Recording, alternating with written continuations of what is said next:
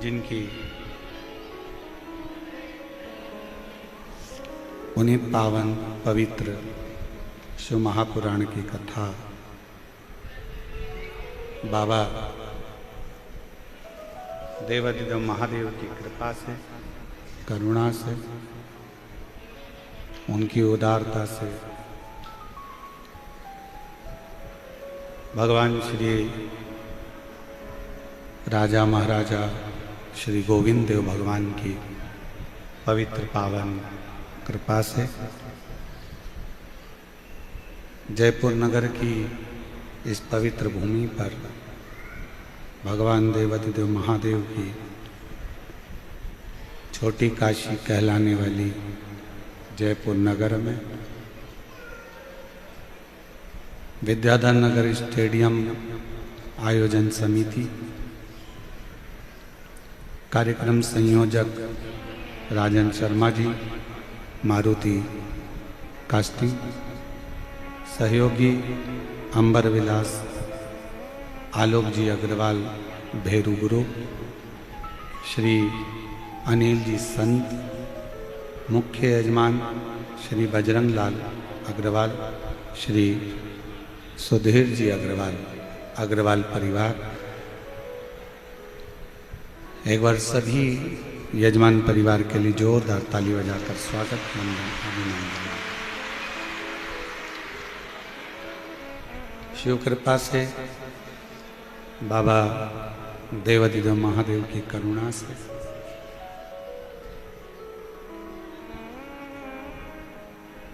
जयपुर राजस्थान की इस पवित्र धरा से जो कथा लाखों लाखों शिव भक्तों की साक्षी में चल रही है, इस कथा के मूलतः स्वरूप में ईसर गोरा शिव महापुराण की कथा को लिया गया। एक नारी का जीवन क्या होना चाहिए, एक स्त्री का जीवन क्या होना चाहिए,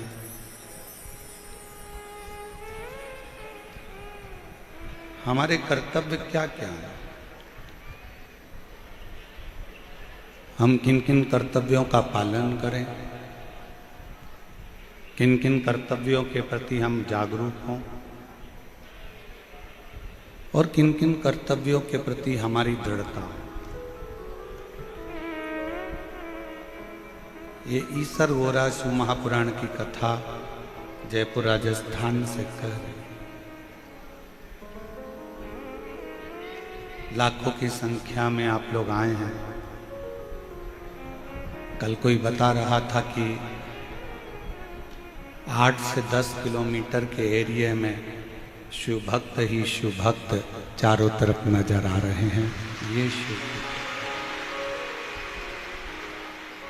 और तेरी कृपा बिना न हिले एक भी अनु ले, तेरे श्वास तेरी कृपा से तनो तनो, बखान क्या करूं मैं लाखों के ढेर का, चपटी गोद में खजाना हुए का, हे गंगाधर मोतीदार ओमकार तू, बोले ओमकार तू, आयो शरण तिहारी शंभु तार तार तू, बखान क्या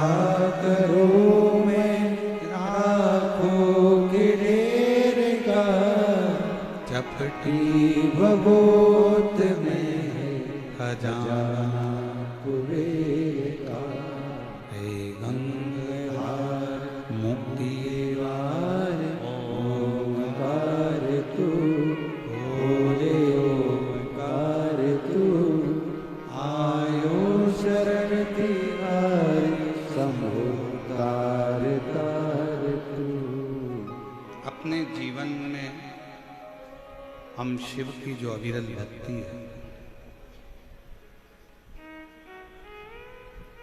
उसका मात्र एक अंश अगर उतार लो तो शायद हमारे जीवन की सारी दुविधा, सारा दुख और सारी तकलीफें एक क्षण में समाप्त हो जाए। एक क्षण। यदि हम भगवान शंकर के विरल भक्ति को मात्र एक क्षण की भी भक्ति अगर हमारे जीवन में उतार लें तो हमारी दुविधाएं, हमारे दुख, हमारी तकलीफें समाप्त हो।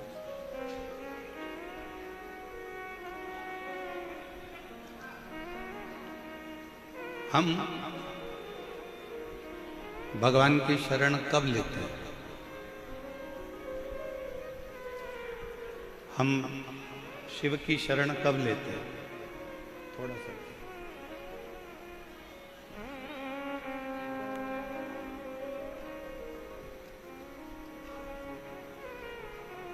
जब हमारे जीवन में बहुत सारा दुख, बहुत सारी तकलीफें, बहुत सारा कष्ट आ जाए,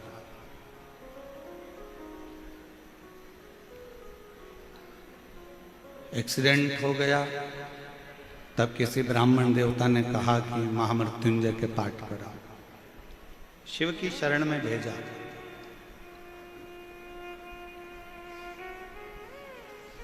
कर्जा हो गया, किसी ब्राह्मण देवता ने कहा कि पीपल के नीचे जाकर दीप लगाओ।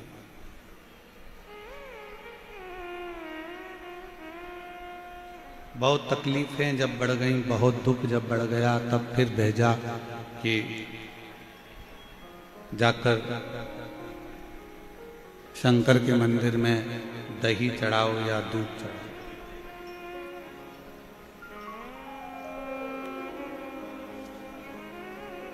आप लोगों में से कई लोग ऐसे होंगे जिनको कोरोना नहीं हुआ होगा।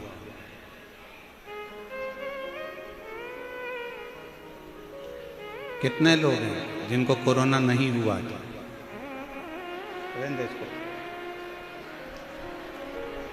नहीं हुआ था ना? हाँ, रखिए। अब एक बात बताओ, आपको कोरोना नहीं हुआ, उसके बाद भी वैक्सीन लगवाया कि नहीं लगवाया? लगवाया ना? क्यों लगवाया? कि मान लो वैक्सीन अगर लगवा लेंगे तो ये कोरोना का असर अपने ऊपर नहीं है।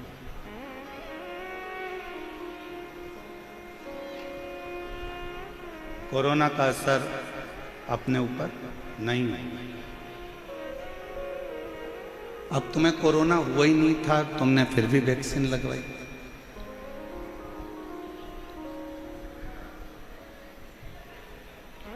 चेचक हुआ नहीं, फिर भी चेचक का टीका लगवाया। पैरालिसिस नहीं हुआ, फिर भी पोलियो की 2 बूंद दवा पी। क्यों? किस लिए? कि अगर हमने आज अगर वैक्सीन लगवा लिया तो हमको आगे चलकर कभी भी अगर कोरोना का लक्षण आता भी है तो हम बच सकते। पोलियो की 2 बूंद इसलिए पी कि कभी जिंदगी में अगर ये लक्षण आता भी है तो पोलियो की दवाई से वो ठीक हो जाए। चेचक का टीका इसलिए लगवाया कि आने वाले समय में कभी कोई तकलीफ हो तो वो बच जाए। उसी तरह कोरोना होने पर वैक्सीन लगवाना ये उत्तमता नहीं, कोरोना होने के पहले वैक्सीन लगवाना जरूरी है। उसी तरह दुख आने से पहले शिव का नाम लेना चालू कर दो तो दुख आना वाला है। कष्ट आएगा ही नहीं, तकलीफें आएगी। हमारी आदत क्या है? जब बहुत नज़दीक में कोई आता है, बहुत नज़दीक में बीमारी बढ़ जाती है, बहुत नज़दीक में तकलीफ आती है, तब हम लोग भागते हैं। और बचपन खेल में खोया, जवानी नींद भर सोया, बुढ़ापा देख कर रोया, सिराने मौत हंसती है। हमारा बचपन चले गया, जवानी चली गई, अधेड़ी चली गई, आया बुढ़ापा, तब हमको उस ईश्वर की याद आ गई।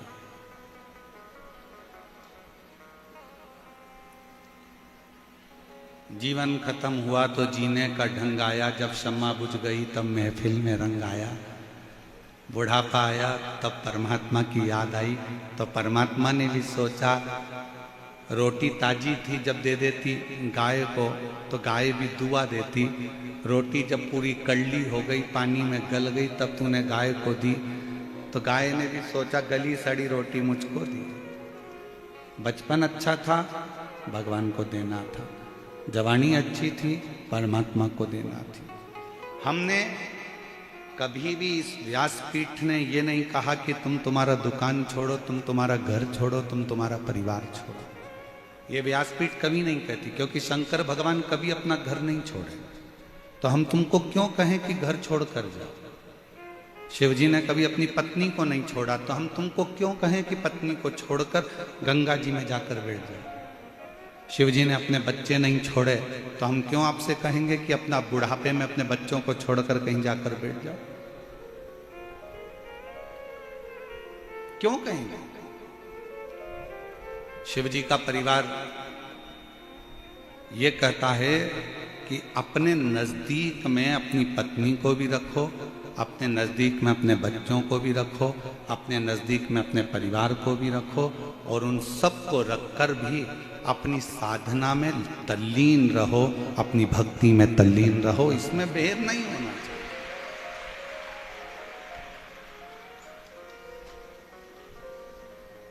कोई महाराज तुमसे कह दे कि तुम अपना घर छोड़ दो, बिल्कुल मत छोड़ना। कह देना सीवर वाला महाराज मना करा, हम तो हमारा घर नहीं छोड़े। कोई कहे तुम अपना व्यापार छोड़ दो, बहुत व्यापार करो, तुम्हारे शरीर की कैपेसिटी है उससे दुगना व्यापार करो, भगवान तुमको इतनी कृपा कर दे कि तुम्हें रात दिन कमाने से फुर्सत ही ना मिले। मना नहीं। तुम्हारे शरीर की कैपेसिटी है उससे दुगना तुम व्यापार करो, मना नहीं। अच्छा कमाओ,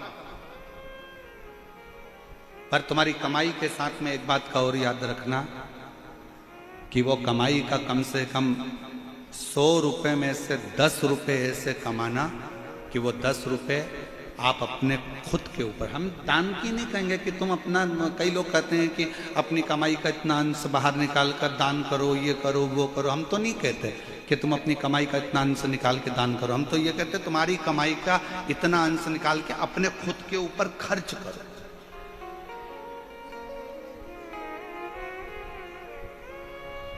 सास ने अपनी रकम खुद के लिए नहीं बनवाई, सास ने जो भी हार बनवाया, जो भी पाटली बनवाई, ये सोच के बनवाई कि मेरी बहू के चढ़ावे में चढ़ा दूंगा। सास ने साड़ी ली तो ये सोच कर ली मैं मेरी बेटी को दे दूंगा। एक माँ ने अपना जो भी सामग्री ली वो अपनी बहू और बेटी के लिए सोच कर ली। एक पिता ने जो भी बनाया वो अपने बेटों के लिए, अपनी बहुओं के लिए, अपनी बेटी के लिए, अपने दामाद के लिए बनाया। आपने अपने लिए क्या करा? खूब कमाओ। दुनिया के महाराज आपसे कहेंगे कि अपनी कमाई का इतना अंश दान करो, परंतु हम आपसे कहते हैं कि अपनी कमाई का कम से कम एक अंश निकालो और वो अपने खुद के ऊपर खर्च करो, स्वयं।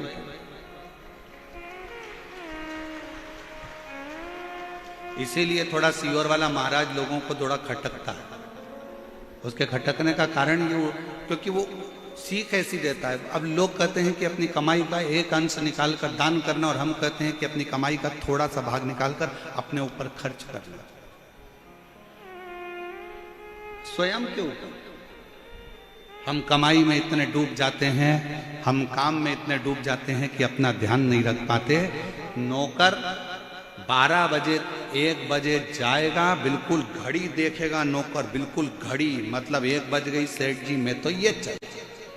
झाड़ू वाली, बर्तन वाली बिल्कुल समय देखकर आती है और समय देखकर जाती है।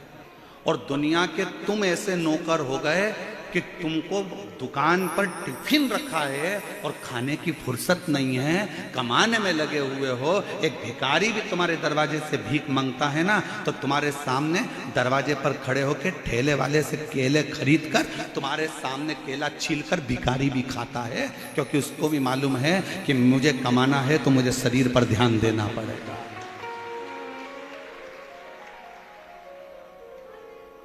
एक केवल आप और संसार के मनुष्य ऐसे होते चले जा रहे हैं कि वो अपने शरीर पर ध्यान नहीं दे रहे। कमाना है, कमाना है, कमाना। कई बुजुर्ग माताएं दिन भर लगी रहती, मेरी बेटी की शादी में मायरा भरना है, मेरी बेटी की शादी करना है, फिर मायरा भरना है, बहू आने वाली है, पोता आने वाला है, पोती आने वाली है, नाती आने वाला है, पंती आने वाला है, सबकी तैयारी कर ली, तूने अपने लिए क्या कर?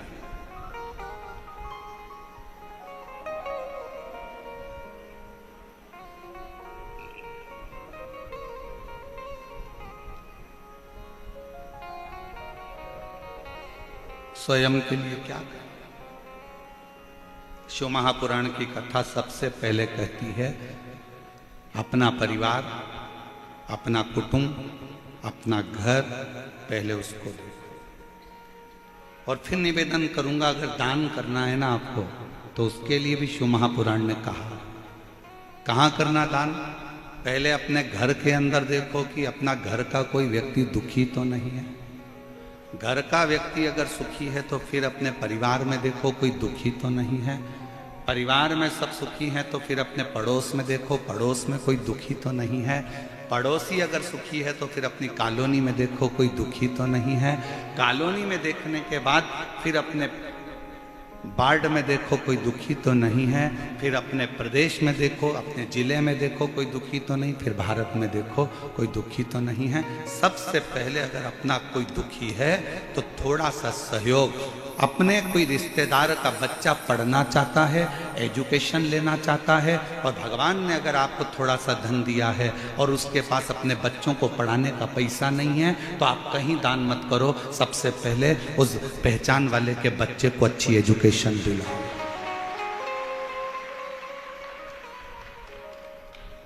उस बच्चे को एजुकेशन दिलाइए। आप कहीं दान नहीं दे सकते। आपका कोई रिश्तेदार बहुत बीमार है, बहुत तकलीफ में है, उसके पास इंजेक्शन का, दवाई का, डॉक्टर को दिखाने का पैसा नहीं है। अपने को अगर भगवान ने दिया है तो थोड़ा सा उसकी औषधि में लगा, थोड़ा सा।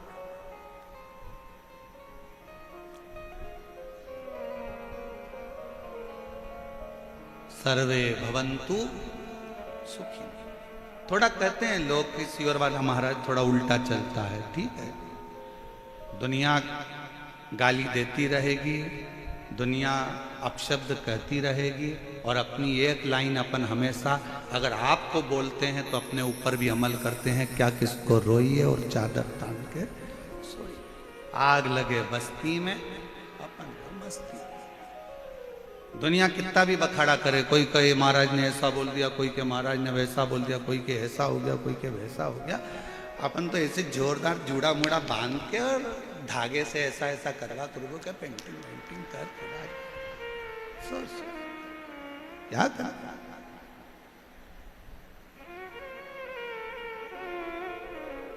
हम तो बाबा के भरोसे चलते हैं, हम तो बाबा के भरोसे चलते हैं। ये दुनिया वाले जलते हैं, ये दुनिया वाले जलते हैं। हम तो बाबा के भरोसे चलते हैं, हम तो बाबा के भरोसे चल उसके आश्रित होकर, समर्पित होकर। कुछ बनाया है ना तुमने, कुछ तैयार करा है तुमने, कुछ बनाया है तो अपनी प्रसन्नता के लिए, अपने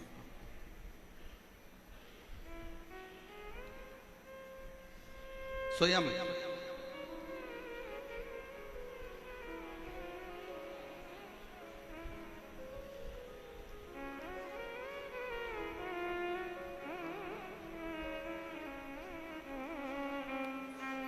एक बार हम लोग महाराष्ट्र में कथा कर रहे थे, शहादा की बात है।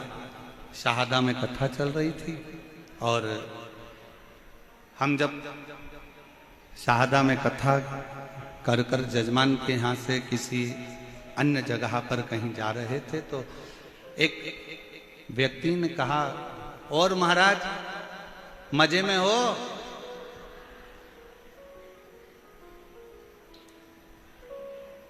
उसने आवाज लगाकर कहा, और महाराज मजे में हो? हमने कहा हाँ हम आनंद में। हमने कहा हाँ हम आनंद में, ये सादा की बात है। उसने आवाज लगाकर कहा, और महाराज मजे में हो? हमने कहा हाँ हम आनंद में। उसने कहा, महाराज जी मजे में और आनंद में कोई अंतर होता है क्या? हमने कहा बहुत बड़ा अंतर होता है। जिसके पास पैसा होता है वो मजे में रहता है और जिसके पास शिव रहता है वो आनंद में रहता है। मजे में रहने के लिए धन चाहिए और आनंद में रहने के लिए शिव चाहिए। शंकर होगा तो आप रूखी रोटी में भी आनंद कर लोगे, शिव करीब में होगा तो दुख में भी सुख नजर आएगा। और अगर मजे में हो तो डंलप के गद्दे पर सोकर भी नींद चली जाएगी। मजे में हो तो रात को सोने के लिए नींद की गोली खाना पड़ेगी। मजे में हो तो रोज दवाई लेकर सोना पड़ेगा। पर आनंद में होगे तो दवाई का चक्कर नहीं, दुआ का चक्कर रहेगा, वो शिव का चक्कर। उसने कहा महाराज मजे में हो? हमने कहा आनंद में। तो अंतर क्या है दोनों में? मजे में और आनंद में जमीन और आसमान का अंतर है। जिसके पास धन है वो मजे में और जिसके पास शिव है वो आनंद। यहां आनंद ही तो है। जरा बाहर जाकर एक नजारा देखिएगा, रोडों के किनारे पर रोड पर लोग खड़े हुए हैं, धूप में लोग जमीन पर बैठे हैं। जो धूप में डामर पिघल जाता है उस धूप में लोग बैठे हैं अपना दरी बिछाकर। अब इसको क्या कहोगे? मजे में कहोगे कि आनंद में कहोगे? आनंद में कहोगे, क्योंकि मजे चाहिए होते तो लोग ये धूप में बैठने नहीं आते। आनंद है उनके अंदर, इसलिए वो शिव की भक्ति में जहां मर्द पड़ रहा वहां बैठ। मजे वाला व्यक्ति कभी इतनी भीड़ में नहीं आता है, वो डंलप के गद्दे पर रहता है। मजे वाला व्यक्ति एसी का रूम नहीं छोड़ता है। मजे वाला व्यक्ति अपनी 4 व्हीलर गाड़ी नहीं छोड़ता। मजे वाला व्यक्ति अपना घर और सोफा सेट छोड़कर नहीं आता। जिसके दिल में शंकर आकर बैठ जाता है, जो आनंद में डूबना चाहता है, वही इतनी गर्मी में भरचक भीड़ में पहुंचकर भी आनंद लेता है। और तो भी इनके चेहरे पर सल नहीं मिलेगा।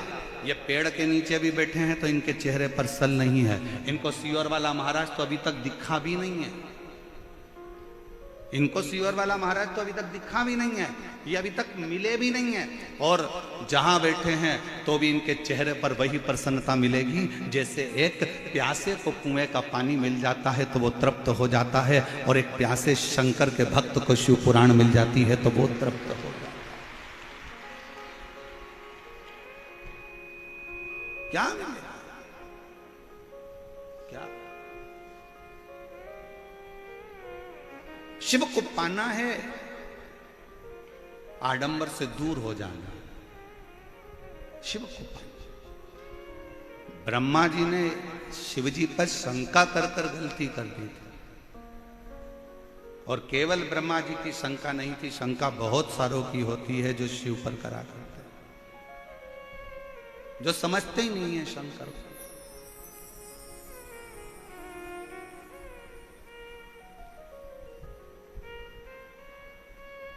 जो शिव को पहचान ही नहीं पाते।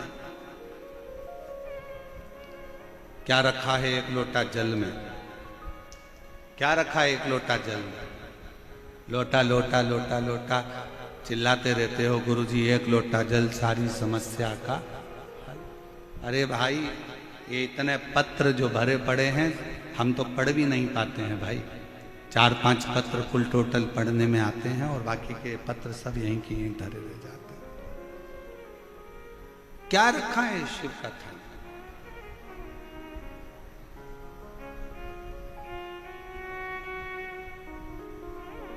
हमसे मत पूछो, राम जी से जाकर पूछो शिव नाम में है क्या। शिव जी पे एक लोटा जल चढ़ाने में क्या रखा है हमसे मत पूछो, पांडवों से जाकर पूछो। शिव जी को एक लोटा जल चढ़ाने में क्या रखा है? भगवान कृष्ण से जाकर पूछो, जिनकी 16,108 रानियां थी। क्या है? एक लोटा जल में 16,108 रानियां होने पर भी भगवान कृष्ण के घर में संतान नहीं हुई। गर्गाचार्य बाबा जी को बुलाकर पूछा कि औलाद कैसे होगी? कहा एक एक रानी के साथ 11-11 दिन तक शंकर का अभिषेक करो। एक एक रानी के साथ में भगवान कृष्ण ने 11-11 दिन तक शिव जी का अभिषेक करा। शंकर भगवान ने प्रकट होकर वर दे दिया कि तुम्हारी एक एक रानी से 11-11 संतान होगी। 10 छोरा, एक छोरी, 11-11 संतान 16,108 रानियों से हुई। 1,77,186 बच्चे भगवान कृष्ण के जन्म लिए शिव की कृपा से। हमसे मत पूछो कि शिव कथा में क्या रखा है, शंकर को एक लोटे जल में क्या रखा। राम जी से पूछो, जो तैयारी कर कर गए थे लंका पर विजय प्राप्त करने के लिए, पर लंका के दरवाजे पर पहुंचने से पहले समुद्र के किनारे पर समझ गए इस लंका में जाना कठिन है, क्योंकि ये शंकर की लंका है, ये शिव की दी हुई लंका है। ये लंका अधिपति रावण जो शंकर की आराधना में डूबा रहता है, ये उस रावण की लंका है। इसके अंदर जाना सरल बात नहीं है। किसी के घर में और किसी के दिल में घुसना कठिन बात होता है। घर में भी घुसना कठिन है और दिल में भी घुसना कठिन है, और लंका तो शिव का है, इसमें जाना कठिन है। फिर आखिरी में भगवान राम जी ने रामेश्वर धाम की स्थापना करी, पूजन करी, अर्चना करी, आराधना करी, विनती करी, तब जाकर वहां से विनय प्राप्त कर कर, वर प्राप्त कर कर लंका पर चढ़ाई करी। फिर लंका की ओर सेतु बांध कर गए। कोई पूछे शिव के एक लोटे जल में क्या है? कोई पूछे भगवान शंकर के नाम में क्या है? शंका मत करो शिव की भक्ति में, कभी शंका मत करो, कभी नहीं। क्यों महाराज जी? हम शंकर जी पे, कई माताएं शंका करती है, हम पूजन में ऐसा काम करिया है, भूल गए, भगवान हमसे रुष्ट हो गए, भगवान हमसे नाराज हो गए, हमने पशुपति व्रत में ये गलती कर दी, भगवान हमसे नाराज हो गए, हमने ऐसा कर दिया, भगवान हमसे नाराज हो गए। शिव महापुराण की कथा कहती है, एक बात याद रखना, जिंदगी में अपने अंदर उतार कर रखना, मेरा शंकर, तुम उल्टी पूजन करो, सुल्टी पूजन करो, तुम्हारा मन पड़े तो मंत्र जपो, नी पड़े कुछ मत जपो, तुम जो जपोगे, जैसी पूजन करोगे, मेरा शंकर वैसा स्वीकार कर लेता है। अभिमन्यु का चरित्र शिव महापुराण की कथा में आता है कि एक बालक अभिमन्यु, जिसको कुछ नहीं मालूम था, एक दिन क्या करा उसने, कितना सरल भाषा है, छोटा सा बच्चा अभिमन्यु, मात्र 5 वर्ष का अभिमन्यु, और दौड़ते दौड़ते जाता है और जाकर एक छोटा सा पत्थर उठा कर लिया। अभिमन्यु एक पत्थर उठा लाया,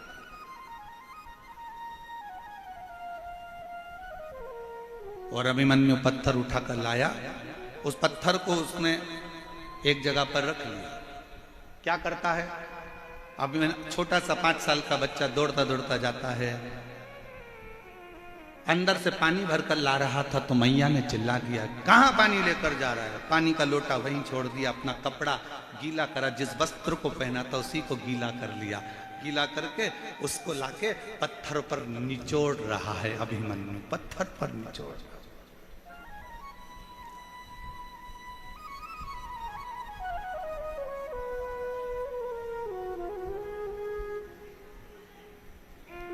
भगवान काय का भूखा है? तुम्हारे वैभव का नहीं, भगवान भाव का भूखा। बोलो मेरी जीजियों और मेरे जीजाओं, आपके घर में छोटे छोटे बच्चे हैं? जम के तो बोलो जरा। और अगर बच्चे बड़े हो गए हों तो उनके छोटेपन का स्मरण करिएगा।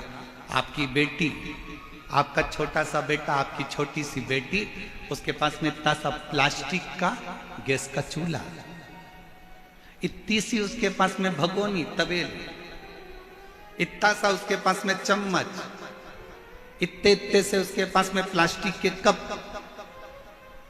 इतना छोटा सा फ्रिज, इतनी छोटी सी कूलर, इतना छोटा सा कुकर। बोलो देखे कि नहीं देखे? जम के तो बोलो जरा सब देखे। बच्चे जब पूरा व्यवस्था जमा कर बैठते हैं, इतने में पापा आ जाते हैं और बेटी दौड़ कर आती है, छोटा सा कप लेकर, छोटा सा प्लास्टिक का कप, उसके अंदर कुछ भी नहीं है, और आकर कहती पापा चाय। पापा को मालूम है इसमें चाय नहीं है, पर पापा उससे चाय का कप लेते हैं, गोदी में बिठाते हैं, पीते हैं। कैसी लगी? पापा कहते बहुत बढ़िया, बहुत बढ़िया। और लाऊं? छोटी सी बच्ची 2 चोटी बंदी लहंगा पहनी दौड़ कर गई, फिर लेकर आ गई। पापा केतली में, इतनी सी केतली, उसमें से कूड़ती है, लो। थोड़ी देर बाद मम्मी आ गई, मम्मी मैं तुम्हारे लिए रोटी लाती हूँ, और इतनी सी प्लेट प्लास्टिक की, उसमें लो मम्मी रोटी खाओ। मम्मी रोटी खाती, मम्मी को मालूम है इसमें रोटी नहीं है, पर बेटी जब भाव से खिला रही होती है तो वो असली की रोटी भी उसके आगे फीकी पड़ जाती है, और भाव की रोटी उसके आगे प्रबल हो जाती है। भगवान ऐसा ही है, माता पिता भाव का भोजन पाते हैं तो उनको खुशी होती है कि मेरी बेटी ने चाय पिलाई, मेरी बेटी ने मुझे खाना खिलाया, मेरी बेटी ने मुझे कुकर में से सब्जी निकाल कर खिलाई। उसी तरह अब अभिमन्यु 5 वर्ष का है, अपना कपड़ा गीला कर कर उस पाषाण पर, उस पत्थर पर जो रखा हुआ है उस पर निचोड़ रहा, निचोड़।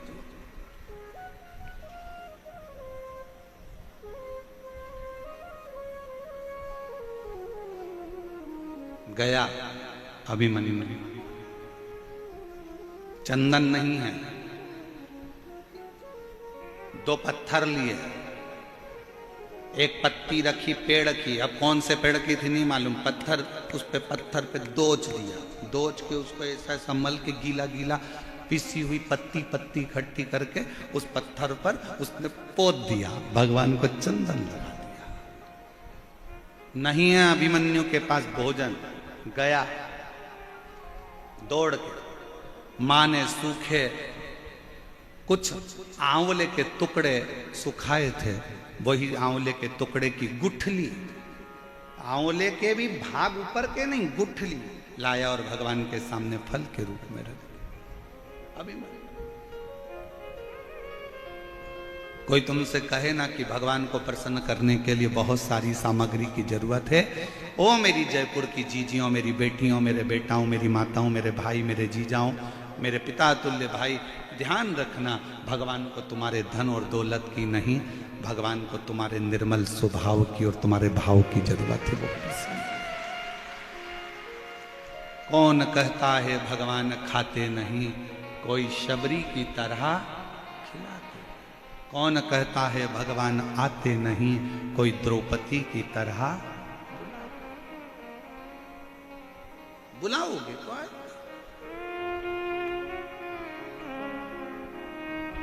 किसको नहीं दिया उसने ये बताओ।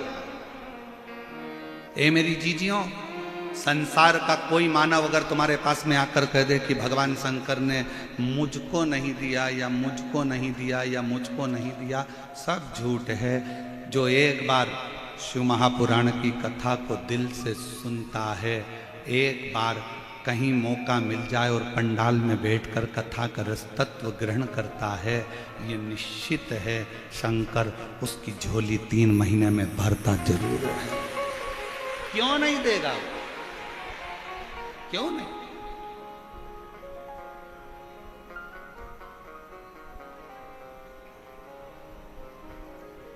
अभिमन्यु ने लाया आंवले के अंदर का जो बीजा दुनिया फेंक देती है, वो लाकर अभिमन्यु ने भोग लगा।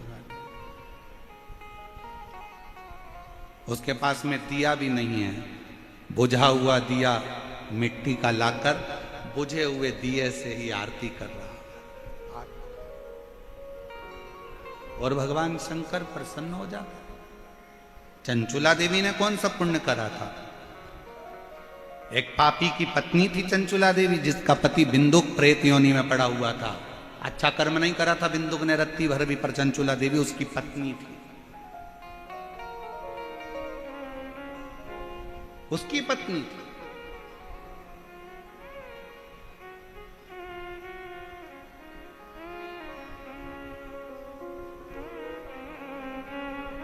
अब किसी ने एक बात पूछी थी, इस कथा में तो नहीं पूछी है, पर पूर्व की कथाओं में, जसपुर वाली कथा में किसी ने पूछा था कि चंचुला देवी अच्छी थी, उसका पति प्रेत योनि में पड़ा, बेकार था वो ब्राह्मण होकर भी उसने बेकार कर्म करा था। पर उसका पति जो लाता था वो चंचूला देवी खाती होगी तो वो भी तो पापी कहलाएगी, पाप कर्म में तो लिप्त हो। सावधान इंडिया, सावधानी से सुने जरा। शिव महापुराण की कथा को बड़े विशेषता में श्रवण करना। अगर पत्नी का एक नाम होता है पत्नी और दूसरा नाम होता है धर्म पत्नी। पत्नी वो होती है जो पति को पतन के रास्ते पर ले जाती है, पत्नी वो होती है जो पति को सिनेमा घर ले जाती है, पत्नी वो होती है जो पति को मायके ले जाती है, पत्नी वो होती है जो पति को घूमने ले जाती है, और पत्नी वो होती है जो पति को घुमाने फिराने ले जाती है, और धर्म पत्नी वो होती है जो पति को सत्संग में लेकर जाती है, धर्म पत्नी वो होती है जो पति को भगवान के दरवाजे तक लेकर जाती है। पत्नी और धर्म पत्नी में जमीन और आसमान का अंतर है, बहुत लंबा।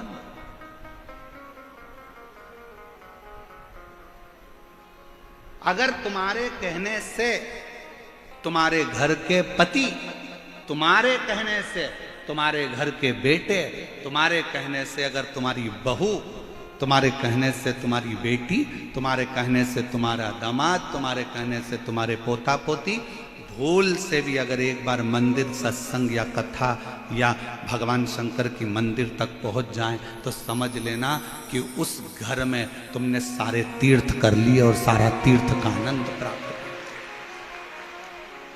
सब कुछ प्राप्त। मन चंगा तो कठोते में गंगा। अब मन ही चंगा नहीं है तो कठोते में गंगा। तुम हरिद्वार चले जाओ तो तुमको महाचैन नहीं मिलेगा। मन चंगा होता हाथ में तुमने जल लिया था उसी में गंगा नजर आ जाती, और मन ही चंगा नहीं तो गए थे हरिद्वार नहाने के लिए, और वहां पर भी नहाने के लिए गए और मालूम पड़े पहुंचने के बाद में वहां पर लोगों ने कपड़े छोड़ दिए, ये छोड़ दिया, वो छोड़ दिया, और तुम वहां पर भी चिड़ चिड़ चिड़ चिड़ चिड़ चिड़ कर रहे, कहाँ नहाएंगे, यहाँ कहाँ नहाएंगे, यहाँ आ गए, इतनी भीड़ पड़ रही है, ऐसा पड़ रहा है, वहां भी सुख नहीं है, तो फिर काहे का गंगा नहाने के लिए गए अपना जीवन का सुख प्राप्त करने।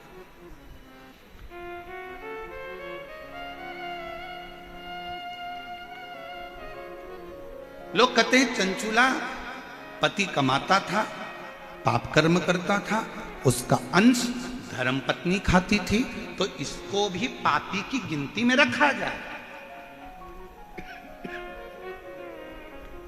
बोलो रे भाई, तुम्हारा क्या कहना है?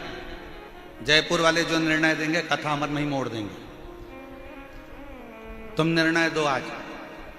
पति पाप की कमाई कर कर लाया, चोरी कर कर लाया, गलत काम कर कर लाया, गलत चीजें कर कर लाया, गलत भाव से लाया, और पत्नी ने वो गलत चीजें पति की कमाई की खाई, तो पत्नी पापन कहलाएगी कि नहीं कहलाएगी? जहां जयपुर वाले निर्णय देंगे अपन कथा को वहां मोड़ देंगे, आज तक के विचार नहीं है। कहलाएगी हैं? अब आधे बोल रहे हैं हाँ, आधे बोल रहे हैं ना। अब महाराज जी फंस गए बीच में। बताओ जल्दी से, कहलाएगी नहीं कहलाएगी? पत्नी उस पाप की हकदार नहीं होगी। क्यों नहीं होगी? उसका एक कारण है, पत्नी कभी अपने पति से नहीं कहती कि तुम चोरी करो, पत्नी कभी अपने पति से नहीं कहती कि तुम बेईमानी कर कर लाओ, पत्नी कभी, पूरे दुनिया की कोई पत्नी अपने पति से नहीं कहती। हाँ, कोई पर नारी के चक्कर में अगर पति पड़ा है तो वो पर नारी जरूर कहेगी तुम डाका डाल के लाओ चाहे चोरी करके लाओ, पर मुझे लाकर सोने के हार दो, मुझे लाकर मोबाइल दो, मुझे लाकर कुछ भी दो, तुम डाका डालो चाहे कुछ भी करो चाहे चोरी करो, पर मुझे लाकर दो, ये पर नारी कहेगी। पर धर्म पत्नी अपने पति से कभी नहीं कहती कि तुम डाका डालो, गलत काम करो, गलत व्यसन करो, गलत विचार करो, गलत कार्य करो और मुझे लाकर दो। इसलिए शास्त्र कहता है, कबीरा बाबा का एक लाइन जिंदगी में उतार कर रखना, और मुझे विश्वास है मेरे जयपुर वालों ने वो लाइन अपने अंदर उतार कर रखी, इसलिए बिल्कुल सही निर्णय दिया कि गुरु की करनी गुरु भरेगा, चेला की करनी चेला, और उड़ जाएगा हंस। जयपुर वालों ने बहुत स्मरण से उत्तर दिया, बिल्कुल सही उत्तर। क्यों? दुकान पर बैठकर झूठ तुमने बोला, छल तुमने करा, बेईमानी तुमने करी, कपट तुमने करा, जो कुछ करना था दुकान पर बैठकर तुमने करा, ऑफिस में तुमने करा। तुमने ऑफिस में बैठकर झूठ बोला, कपट करा, बेईमानी करी, छल करा, दुकान पर बैठकर, फैक्ट्री में बैठकर तुमने करा। पत्नी ने नहीं, बच्चों ने नहीं। तुम पत्नी को ब्याह कर लाए हो तो पत्नी का पेट भरने की जवाबदारी ना ससुर की होती है ना सास की होती है। पत्नी का पेट भरने की जवाबदारी ना ननंद की होती है ना नंदोई की होती है। पत्नी का पेट भरने की जवाबदारी ना देवर की होती है ना देवरानी की होती है। पत्नी के पेट भरने की जवाबदारी ना जेठ की होती है ना जेठानी की होती है। पत्नी के पेट भरने की जवाबदारी केवल पति की होती है, पति की होती है। तुम किसी पर आश्रित होकर लेकर नहीं आए, तुम्हारी जवाबदारी।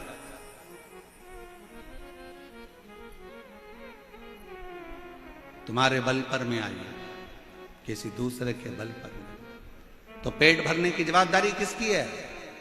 पति। बच्चे हुए हैं तो उनका भरण पोषण करने की जवाबदारी किसकी है? जम के बोलो, पति की। अच्छी शिक्षा देने की जवाबदारी पति की होती है, अच्छे कॉलेज में पढ़ाने की जवाबदारी पति की होती है, अच्छे स्कूल में पढ़ाने की जवाबदारी बच्चों को पति की होती है। फिर माँ की क्या जवाबदारी होती है? तो शिव पुराण कहती है माँ की जवाबदारी होती है अपने बच्चों को संस्कार देना, गलत कार्य से दूर हटाना और अच्छी राह देना। ये माँ की जवाबदारी है।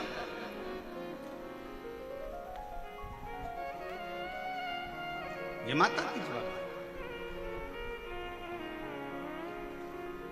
चंचूला को पाप नहीं लगेगा। पत्नी ने कभी नहीं कहा कि तुम चोरी कर लेकर आओ। गुरु की करनी गुरु भरेगा, चेला की करनी चेला। तुमने झूठ बोला, तुमने बेईमानी करी, तुमने प्रपंच करा, तो ऊपर भी कर्म का भोग तुम्हें ही भोगना।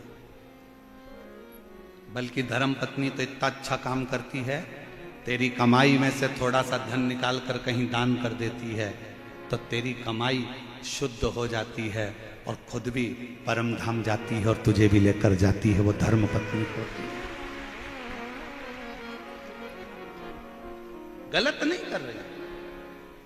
और मत बुरे कर्म कर बंदे वरना पछताएगा, भगवान की आंखों से तू बच नहीं पाएगा, तू बच नहीं पाएगा। अरे ओ अज्ञानी मत कर नादानी, अरे ओ अज्ञानी मत कर नादानी। तेरे कर्म का फल भी तू ही पाएगा, जैसा किया तूने तेरे आगे आएगा। मत बुरे कर्म कर बंदे वरना पछताएगा, भगवान की आंखों से तू बच नहीं पाएगा, तू बच नहीं पाएगा। अरे ओ अज्ञानी मत कर नादानी। अपने कर्म अपने को भोगना। अपना तुम्हारे कमाई के हिस्सेदार बहुत सारे होंगे पर तुम्हारे कर्म के हिस्सेदार कोई नहीं। प्रॉपर्टी के हिस्सेदार बहुत सारे होंगे, तुम्हारे गोल्ड सोना चांदी के हिस्सेदार बहुत सारे होंगे, जमीन जायदाद के हिस्सेदार बहुत सारे होंगे, तुम्हारे कपड़ों के हिस्सेदार बहुत सारे होंगे, पर तुम्हारे कर्म का हिस्सेदार कोई नहीं होगा। आपको अपना कर्म करना। कौन होगी? चंचुला जैसी। पति इतना पाप कर्म कर दिया तो भी अपने पति को प्रेत की योनि से छुड़ाने के लिए, प्रेत की योनि से छुड़ाने के लिए चंचुला देवी शिव महापुराण की कथा तुमरुका जी से सुन। कौन?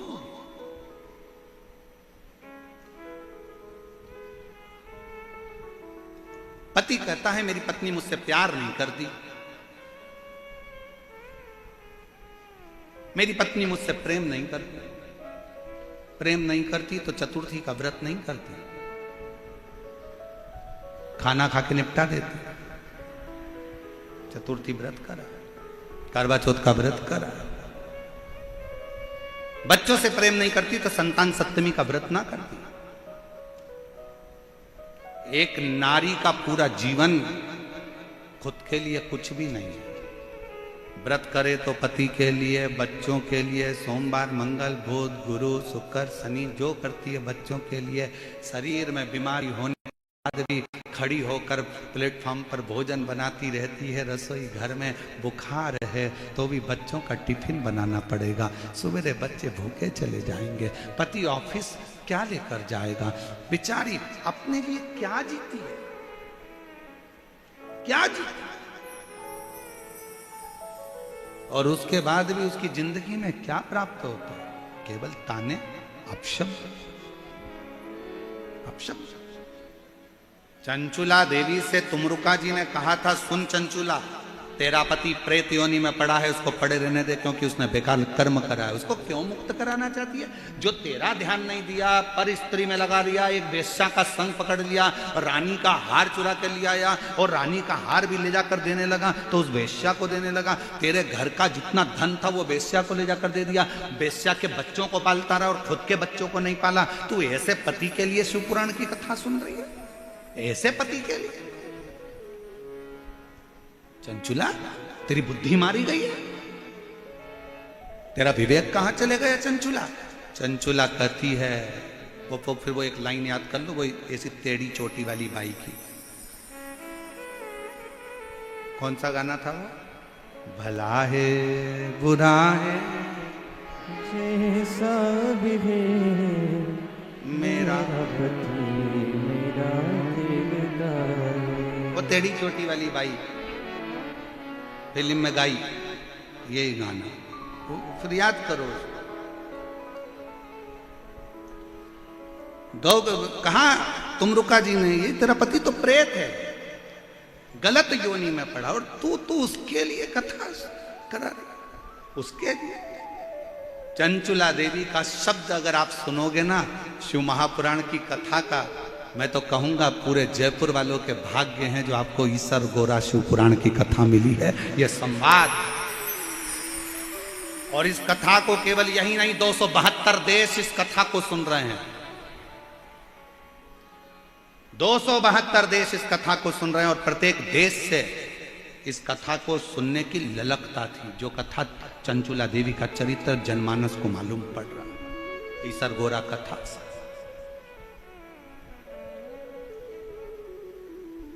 चंचुला, तेरे पति के लिए जो प्रेत योनि में पड़ गया, गलत काम कर गया, गलत कृत्य कर गया, तेरे बच्चों पर ध्यान नहीं दिया, वेश्या के बच्चों पर ध्यान दिया, तुझे कभी धन ना दिया, वेश्या का घर पूर दिया, तेरे सौंदर्य के लिए कुछ ना लाया, वेश्या के सौंदर्य के लिए सब कुछ दिया, तेरा मकान तक नहीं बना पाया तो टूटे झोपड़े में रहती रही, किराए के मकान में रहती रही, और तेरी वो वेश्या का वेश्यालय बना दिया, और तू उसके लिए शिव पुराण की कथा सुन रही, उसके लिए। चंचुला कहती है,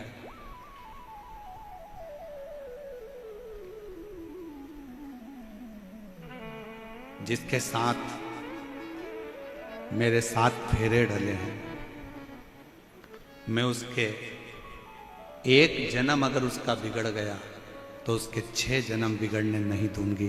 तब तो मैं नारी हूं, तब तो मैं स्त्री। 7 जन्म के लिए 7 फेरे डले हैं विवाह के। मान लो उसने एक जन्म अपना बेकार कर लिया, वेश्या के चक्कर में लग गया, पाप में लग गया, और उसके 6 जन्म तो नहीं बिगड़ने दूंगी, 6 जन्म तो नहीं बिगड़ने दूंगी। ए गुरुजी, मेरा पति बहुत दारू पीता, मैं तो इससे तलाक ले लूंगी, मुझे नहीं रहना इसके साथ। क्यों नहीं रहना? क्यों नहीं रहना? रहो, तुम्हारे अंदर के तेज पुंज को प्रकट करो, और भगवान शंकर की ऐसी भक्ति धारण करो कि धीरे धीरे तुम्हारा पति वो दारू के नशे से दूर हो जाए। हर चीज का जवाब तलाक नहीं होता कि 2 मिनट में तलाक ले लिया और कहने वालों ने बस तलाक तलाक बोल दो तो तलाक हो। ना ना ना ना, रहो उसके साथ, और मालूम पड़े तलाक ले भी लिया और दूसरी जगह फिर ब्याह की तैयारी करने लगे और अभी तो मालूम पड़े था कि बेरू मिला था और आने वाले समय में और सिंदूर चढ़ा बेरू मिल गया तो क्या करोगे? इसलिए जैसा मिला है फिर वही वाली बात आ गई। चलो गाओ। बुरा है, आवाज ही नहीं आ रही तुम लोगों की, जरा बोलो तो। भला है जय मेरा पति मेरा दिलदार। बहुत जोरदार गाते हो आप लोग, एक बात तो नजर उतार लेना घर जाके, बहुत जोरदार। अच्छा है, स्मरण होना चाहिए आप लोगों को, ये चित्तवृत्ति में होना चाहिए। उसका एक जन्म बिगड़ गया पर 6 जन्म उसके नहीं बिगड़ने दूंगी, तो धर्म पत्नी है। और अगर सोचे कि मेरी जिंदगी बेकार हो गई, मेरा जीवन बेकार हो गया, तो 6 जन्म कैसे निकालोगे? कैसे? यहां तो जन्म की बात है साहब, जन्म।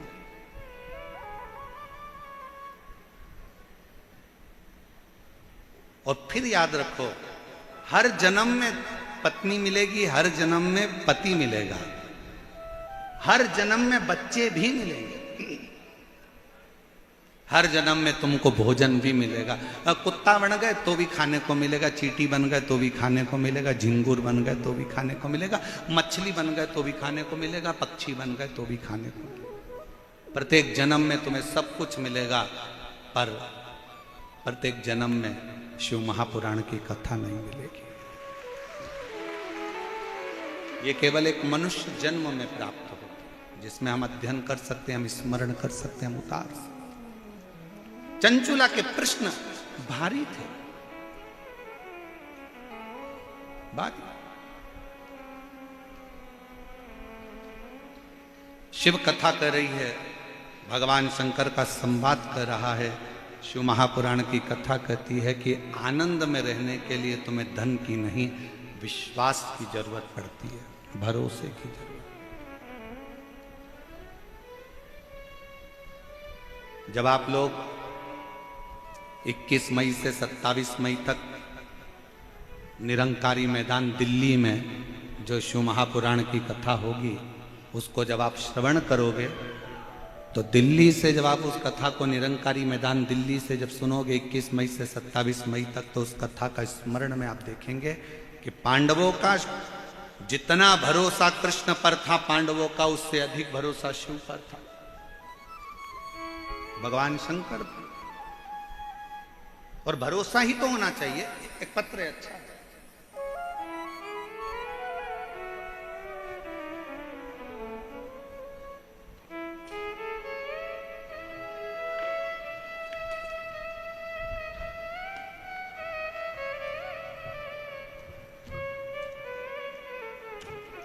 इसमें भी ईश्वर गोरा जी लगा के भेजे पत्र में भी हो।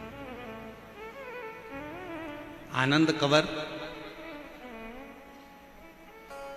पता है सोडाला, रामनगर वेद विला, डी कॉलोनी, जयपुर। मेरा मोबाइल नंबर ये है।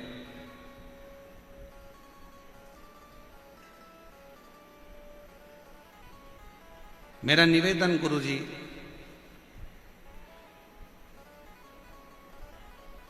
मैं आनंद कंवर,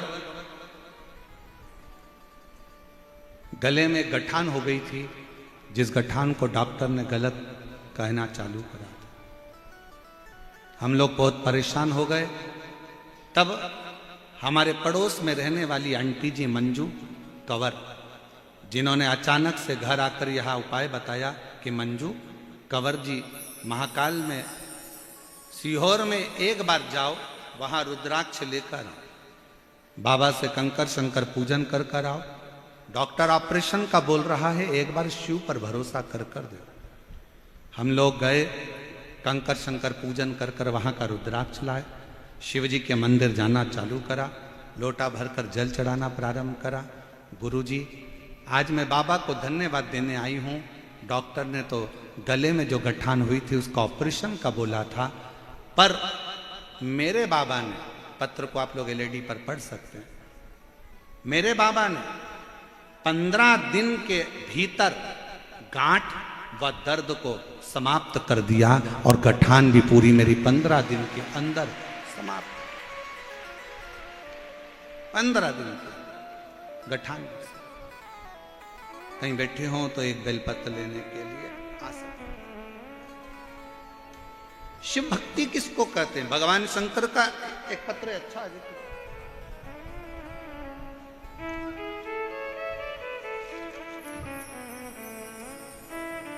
मेरा नाम राजेश धाकड़ है। मेरे पति का नाम रूप सिंह है। मेरे बेटे का नाम सचिन कुमार धाकड़। मैं जयपुर आगरा रोड की निवासी हूँ। मेरा मोबाइल नंबर ये है, कहीं बैठे हो तो आ सकते हैं। मैं सबसे पहले जजमान परिवार श्री अग्रवाल जी को धन्यवाद देती हूँ, सुधीर जी को, जिन्होंने जजमान पद ग्रहण किया, और पूरी समिति को धन्यवाद देती हूँ जिन्होंने हमको ये 7 दिन की शिव पुराण की कथा श्रवण करने का सौभाग्य दिया।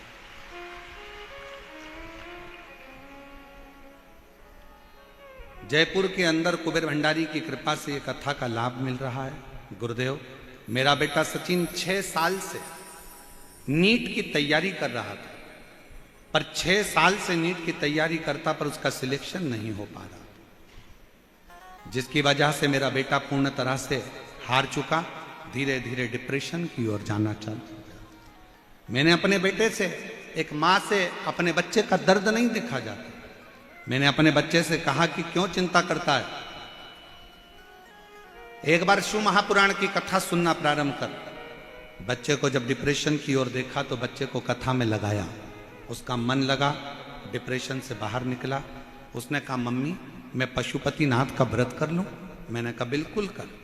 पर वो सियोर वाला महाराज कहता है कि जो पशुपति व्रत करता है प्रसाद भी उसी को बनाना पड़ता है, तुझे तैयार करना पड़ेगा। मैं करूंगा। बच्चे ने पशुपति व्रत करे, प्रसाद बनाकर जाना।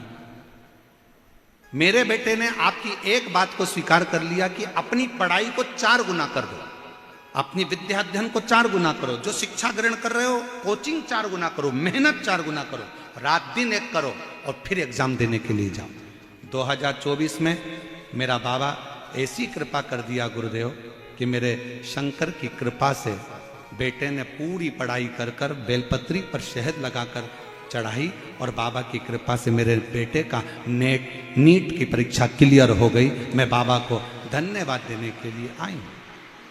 अब मेरा बेटा MBBS कर रहा है छत्तीसगढ़ से। मैं मेरे बाबा को यहाँ प्रणाम करने के लिए आई हूँ। एक पत्र और अच्छा है, देखिए। सुनील कुमार शर्मा, निवासी जयपुर। मैंने 2020 से शिव महापुराण की कथा प्रारंभ करी है सुनना, आराधना। गुरुजी, मेरा बेटा सॉफ्टवेयर इंजीनियर है। मैं चाहती थी कि मेरे बेटे की सरकारी नौकरी लगे, पर मेरा बेटा नौकरी की तैयारी कर कर कर हार गया, नौकरी नहीं लगी। आखिरी में उसने विचार करा कि मम्मी मैं प्राइवेट कोई जॉब ढूंढ लेता हूं। तब मैंने मेरे बच्चों से कहा कि तुम चिंता मत कर, तू एक बार पशुपतिनाथ का व्रत कर। वो सियोर वाला महाराज कहता है कि मेहनत कर कर शहद लगाकर बेलपत्र अर्पित कर, परीक्षा दे, बाबा कुछ ना कुछ फल जरूर देगा। 5 पंडाल के अंदर कथा बैठकर सुन। मेरे बेटे ने पढ़ाई भी करी, 5 पंडाल के अंदर जाकर कथा सुनी, और बाबा की कृपा से आज मेरा बेटा सरकारी जॉब में लग गया। मैं बाबा को यहां पर धन्यवाद देने के लिए आई हूं। मैं बाबा को यहां प्रणाम करने के लिए आई। गुरुदेव, हाई कोर्ट में सिस्टम असिस्टेंट के पद पर मेरे बेटे की नियुक्ति हुई है। मैं बाबा को यहां प्रणाम करने के लिए आई। मेरा शिव है, शंकर, और तेरी कृपा बिना नहीं एक भी अणु लेते हैं श्वास, तेरी कृपा से तनो तनो बखान क्या करूं मैं, आंखों के ढेर का चपटी बहुत में है खजाना कुबेर का। हे गंगाधार मुक्ति द्वार ओमकार तू, भोले ओमकार तू। आयो शरण तिहारी शंभो कार कार तू। बखान क्या क्या करूं मैं राखो के ढेर का। चपटी भभूत में है खजाना कुबेर का। गंगाधार मुक्ति द्वार ओमकार तू, भोले ओमकार तू। आयो शरण तिहारी शंभो तार। गले में गांठ थी, डॉक्टर ऑपरेशन का कह दिया था, गलत बातें बोल रहा था कि ये कुछ गलत है, पर बाबा की कृपा से पूरी गठान भी गल गई और दर्द भी बंद हो गया। डॉक्टर ने ऑपरेशन करने से मना कर दिया और शिव की कृपा से स्वस्थ है। उसकी उदारता होना चाहिए, उसकी उदारता।